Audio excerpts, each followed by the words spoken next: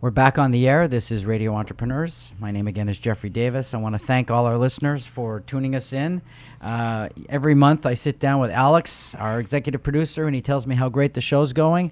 And I think that's thanks to you, the listeners. Our next guest, I don't know why I don't have my list in front of me, but I know who it is. It's Richard Greene from Panther.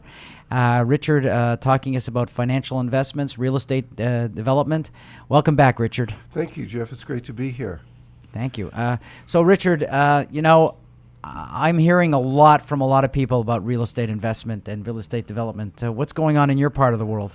Well, as you know, Panther focuses primarily on the Southeast, Atlanta, Orlando markets, Chattanooga, Tennessee, versus the the metro hubs, Washington, New York. Great markets, but right. The price levels are quite a bit different.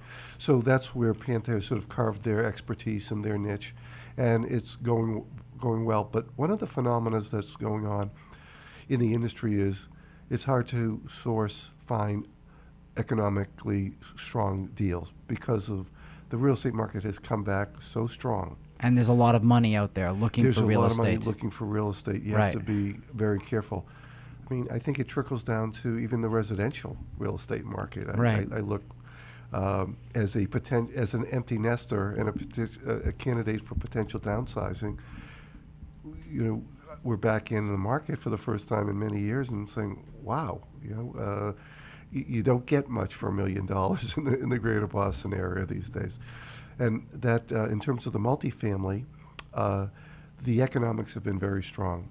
Because with the job growth, with a lot of population moving into certain areas like the Southeast, and has come increase in rent. The ability to get rent increases has been pretty strong since the recovery, and we're talking maybe close to 5%. So that's well above inflation, and well above anything the bank can do.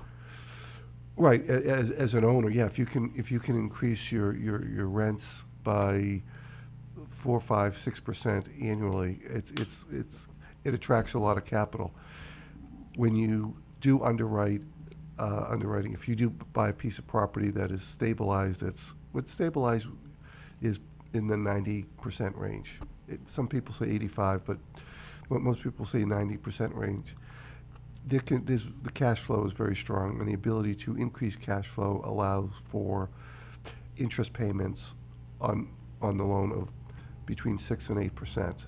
Again, the expensive major markets are closer to, our investors are paid 7.5 to 8%, and the Southeast Boston, New York investors earn closer to 6% because the economics, the price of the property. But as a result of that, there's a lot of people interested in real estate, and there's, like everything, there's foreign money that's having I don't know if you call it a dislocating effect on the market, but we know that there's a lot of foreign money who love the stability of the U.S. market in general and the real estate market in particular.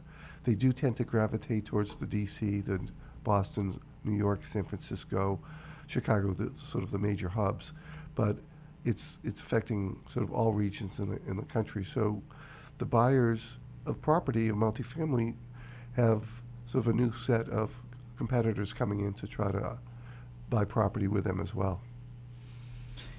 Interesting. Is there anything else consumers need to know in terms of what's going on in the market?